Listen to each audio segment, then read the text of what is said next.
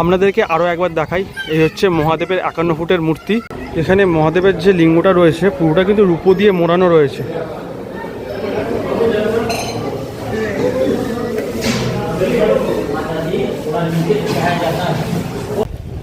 এখান থেকে গঙ্গাটা কত সুন্দর দেখতে লাগছে দেখুন।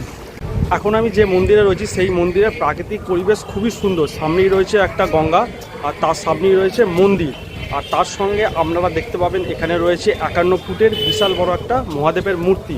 আর তার সঙ্গে আরও একটা জিনিস আমরা দেখতে পাবেন, দ্বাদশ জ্যোতির্লিঙ্গের যে মন্দির তার একটা রেপ্লিকা কিন্তু এই মন্দিরে করা আছে। আপনারা হয়তো অনেকেই বুঝে গেছেন আমি এখন কোথায় এসেছি।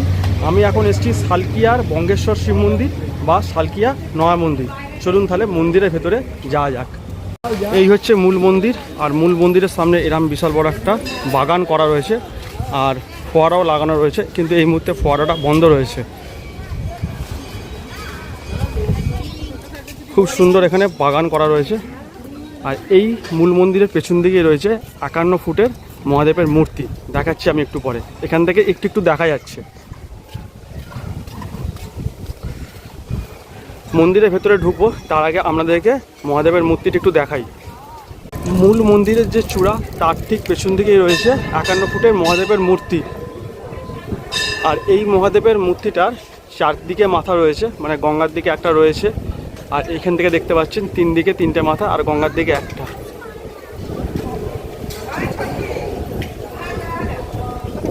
বিশাল বড় একটা মহাদেবের মূর্তি। আর এই সামনেই হচ্ছে গঙ্গা। এইবার আমরা এই মূল যে মন্দির সেই মন্দিরের ভেতরে ঢুকবো। চলুন এবার মন্দিরের ভেতরে প্রবেশ করা যাক।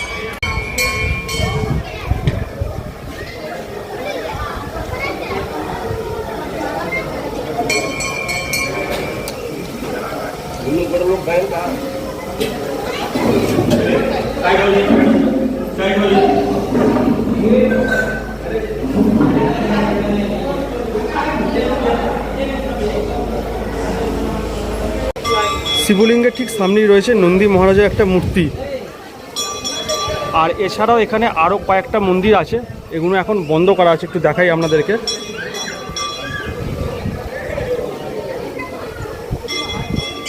এই যে এই একটা মন্দির, এটা এখন এই মুহূর্তে বন্ধ। এই মন্দিরটাও বন্ধ।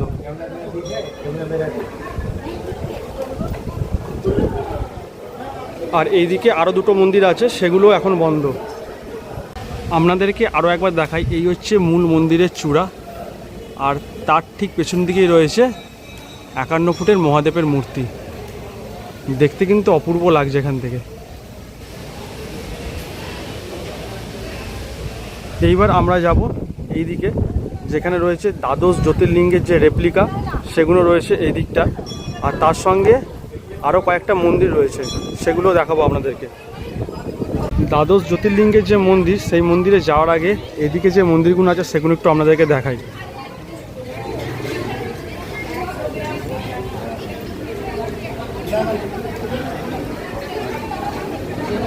এখানে রয়েছে রাম সীতা।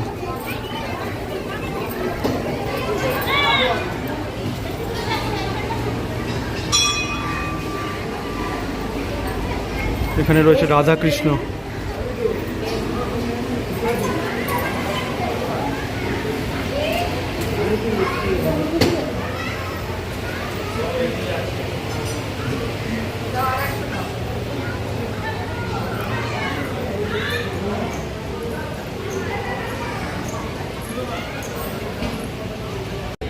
দ্বাদশ জ্যোতির্লিঙ্গের মন্দির দেখার আগে এইখানে দেখুন, ওপরে মহাদেবের একটা মূর্তি, তার ডান দিকে রয়েছে একটা ঋষিমুনি, আর বাঁ দিকে রয়েছে মাতা পার্বতী, আর নিচে গঙ্গা দেবীর একটা মূর্তি করা রয়েছে। আর এই যে গুহা মতো রয়েছে তার নিচ দিয়ে আমরা যাব দ্বাদশ জ্যোতির্লিঙ্গের রেপ্লিকা দেখতে।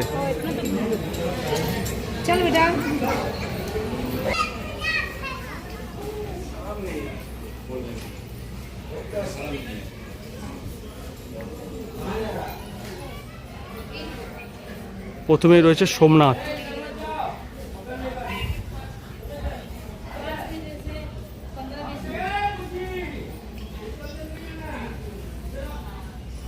এটা হচ্ছে মহাকালেশ্বর।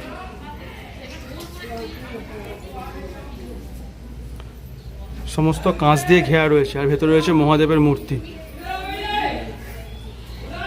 এটা হচ্ছে মল্লিকার্জুন, এটা হচ্ছে কেদারনাথ।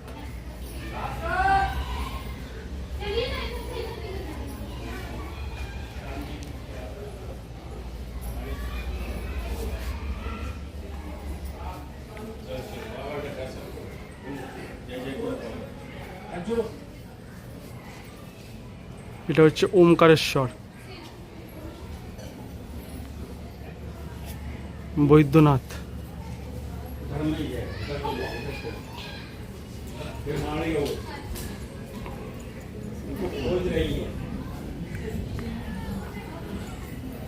রামেশ্বরম,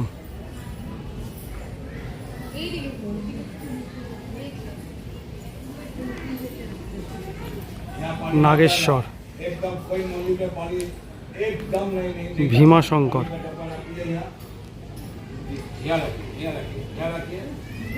এই হচ্ছে ওমকারেশ্বর। আর এদিকে রয়েছে বিশ্বনাথ, আর এই হচ্ছে ঘিসেশ্বর। একটু আগে আমি এটা বলেছিলাম ওমকারেশ্বর, এটা ওমকারেশ্বর নয়, এটা হচ্ছে ত্রয়ম্বকেশ্বর।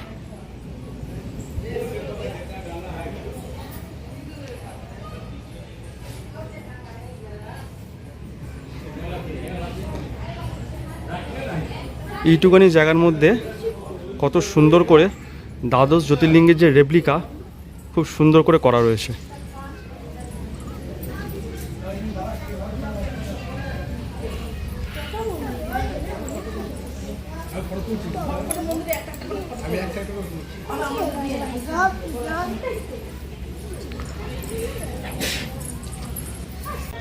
এইবার আপনাদেরকে বলি এই মন্দিরের টাইমিং আর এই মন্দিরে কিভাবে আপনারা আসবেন। এই মন্দিরের টাইমিং হচ্ছে সকাল 6টা থেকে দুপুর 12টা পর্যন্ত, তারপর মন্দির বন্ধ হয়ে যায়, আবার খুলবে বিকেল 4টে, খোলা থাকবে রাত্রির 8টা পর্যন্ত।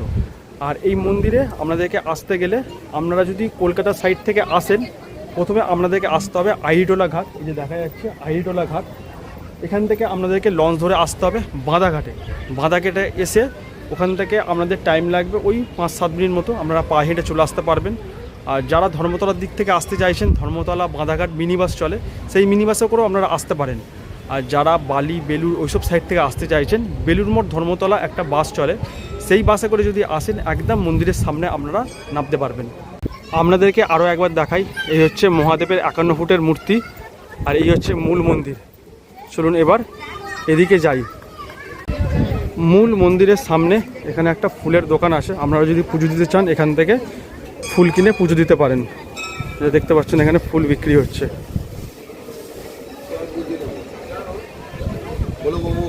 আর এখানে গঙ্গার দুটো ঘাট করা আছে, এদিকে পুরুষ আর ওইদিকে যে ঘাটটা দেখলেন ওইখানে রয়েছে মহিলাদের ঘাট।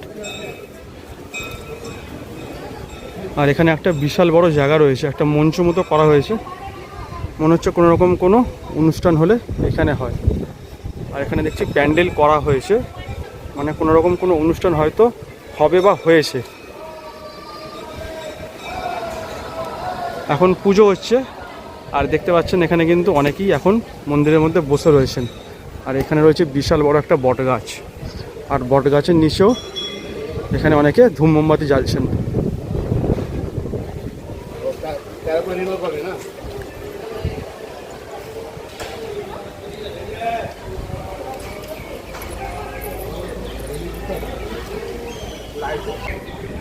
চলুন এবার একটু গঙ্গা দিকটায় নাবি।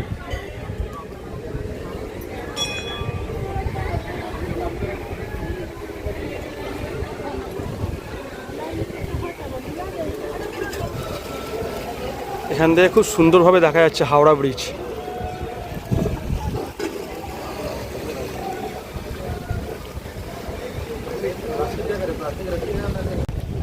এখান থেকে গঙ্গাটা কত সুন্দর দেখতে লাগছে দেখুন, আকাশে মেঘ ভর্তি আর গঙ্গার জলের কালারটা দেখুন।